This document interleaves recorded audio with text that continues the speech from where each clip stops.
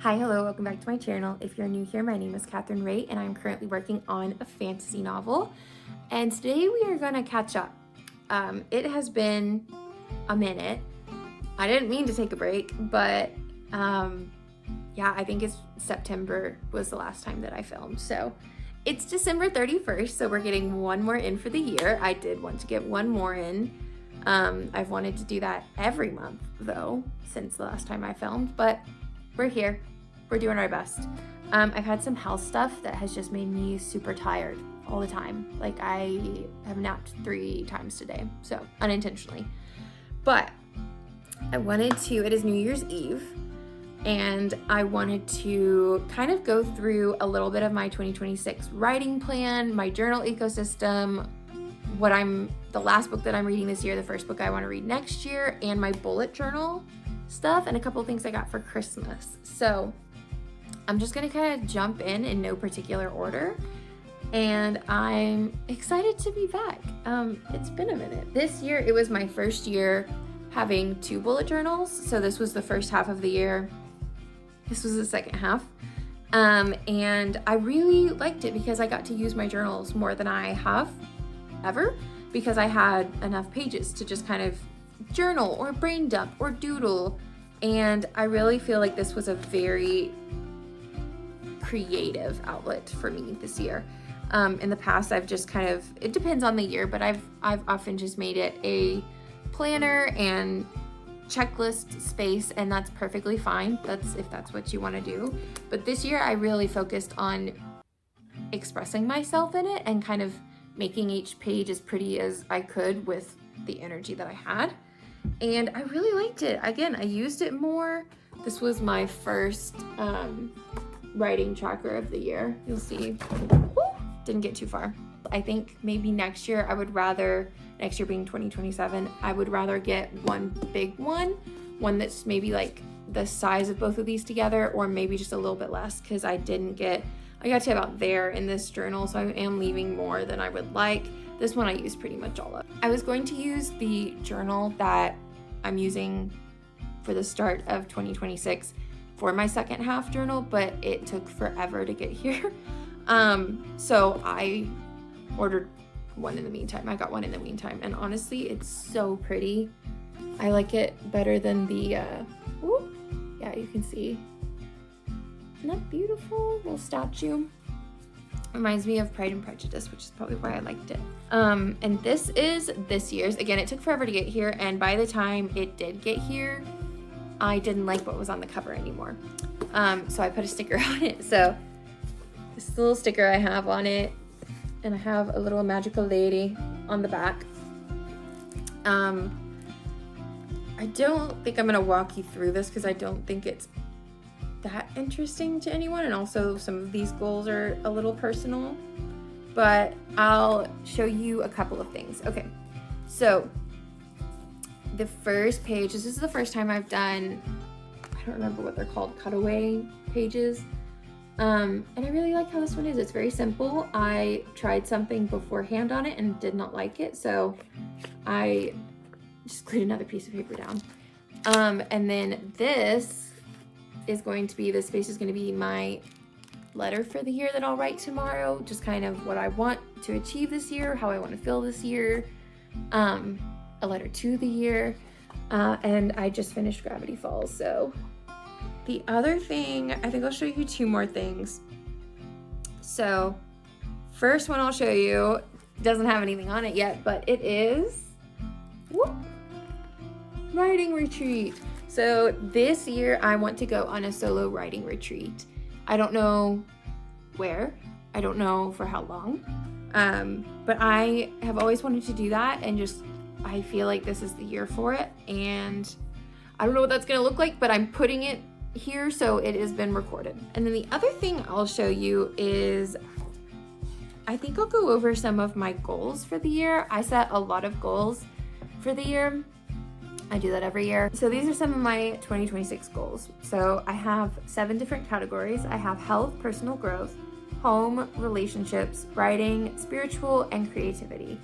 And I'm just gonna share a handful of goals. I won't share one from everything.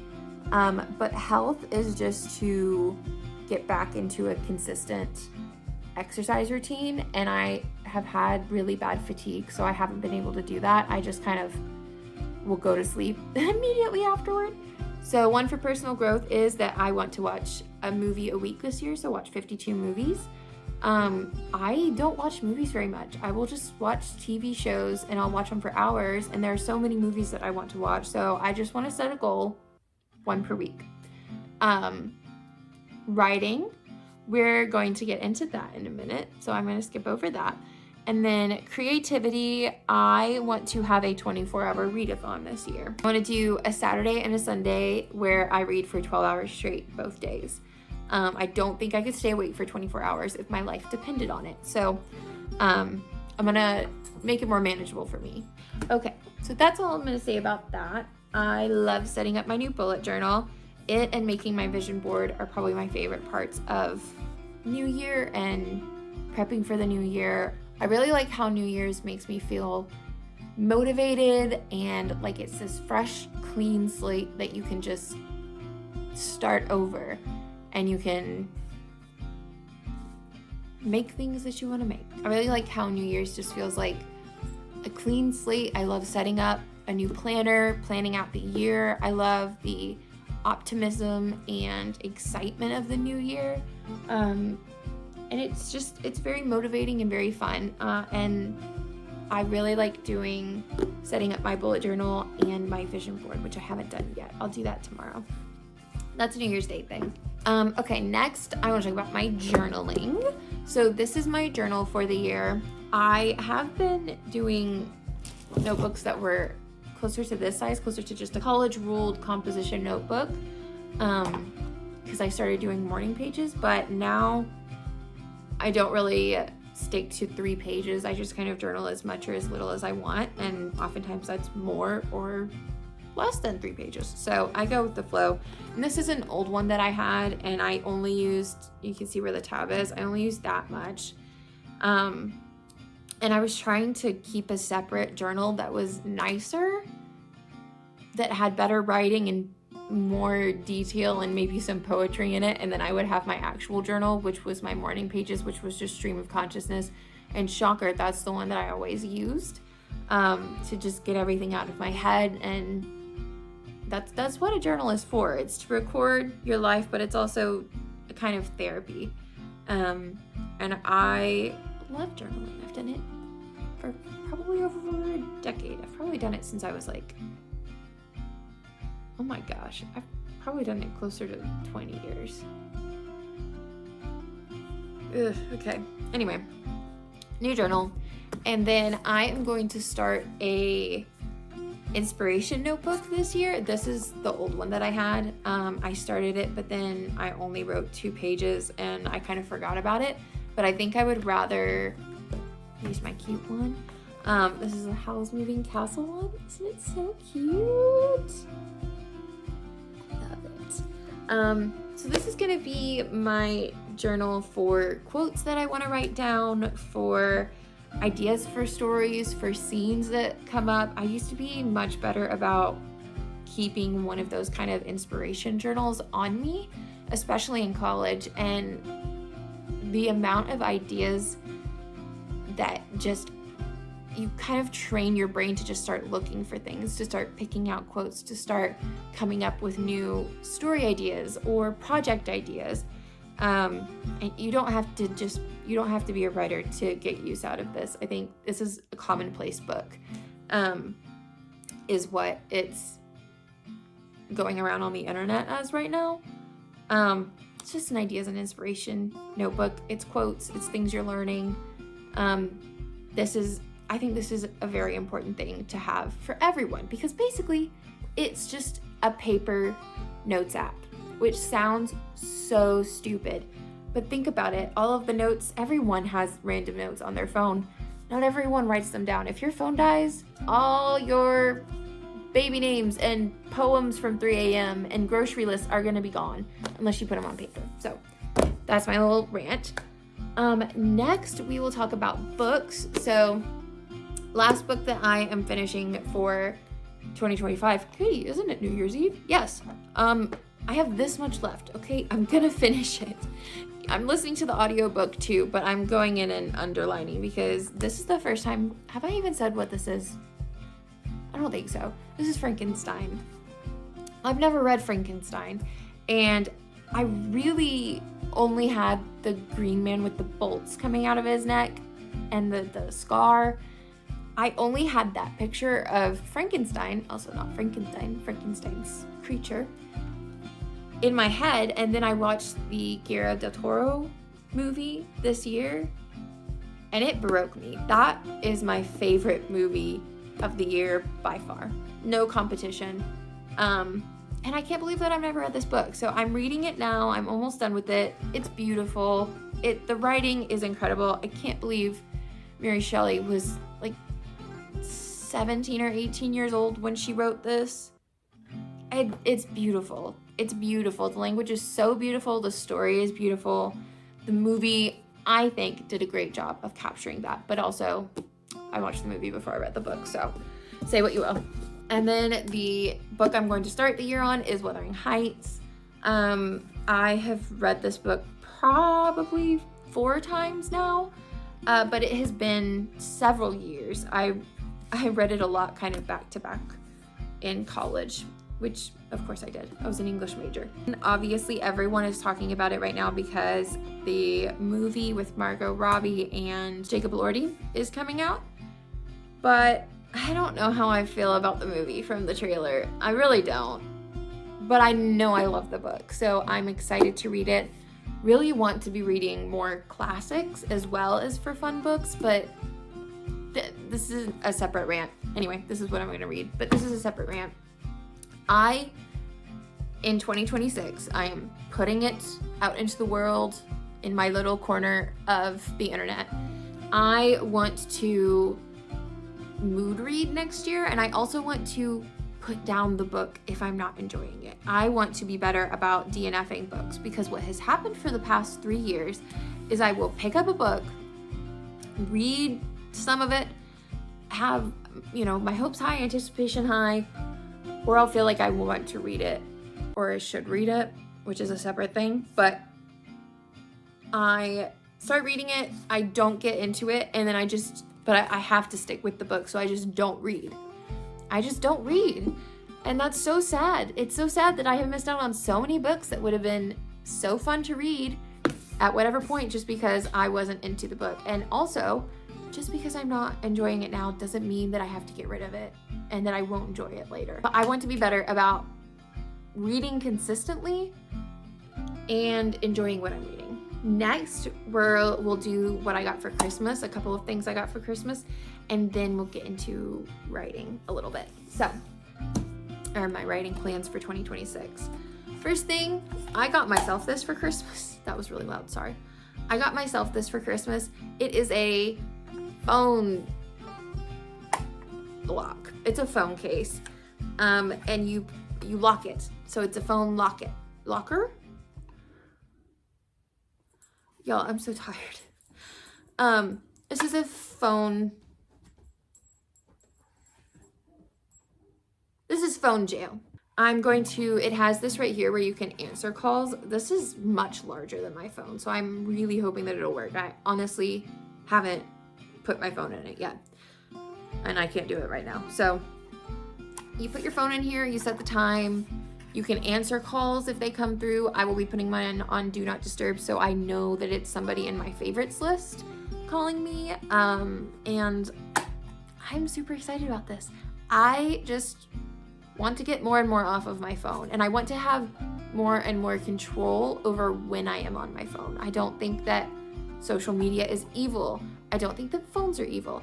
I do think that we are addicted to them, and I don't want to live my life on my phone. That's a little more deep than I meant to get with it, but phone jail. Excited about that. And then the other thing that my husband got me for Christmas is a new Kindle. So that was the bag. He got me a new Kindle Paperwhite. Okay, I was about to say, I don't know if I want you to see what I'm reading. But he got me a new Kindle Paperwhite and this beautiful case. I'm super excited to read more this year, and I think that this will be very helpful because my Kindle that I bought from McKay's, which is a secondhand bookshop and electronic shop, has pretty much just gone kaput. I'm sorry if you can hear the neighbor's dogs barking. They're always barking. So, okay, now on to the most exciting thing. I am going to be starting draft 3 in 2026. Ah, yay! So you must have finished draft 2. No, I didn't.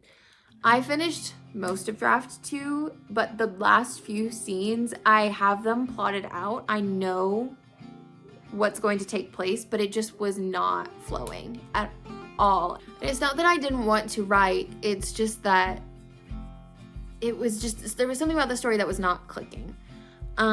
So I was trying to figure out what that was in order to just finish it, because I just wanted to have a finished draft that I could edit. But I really think that what it is I need to nail down my characters more, and there are a few things plot-wise that I do need to change.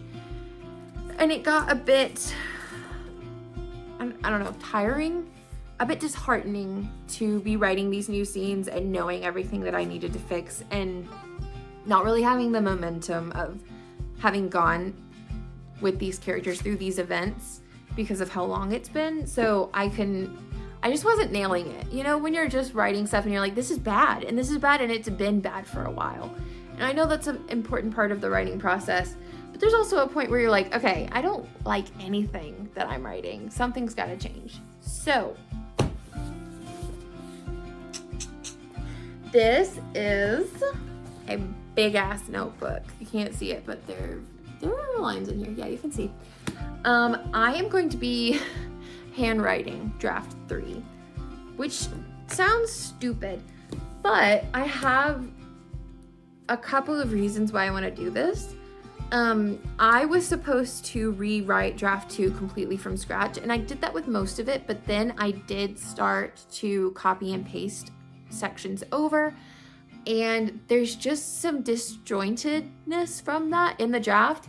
And this draft, I really, really want to focus on the prose, and I feel like I do a better job with that when I am really taking my time with writing, and the handwriting really makes me do that.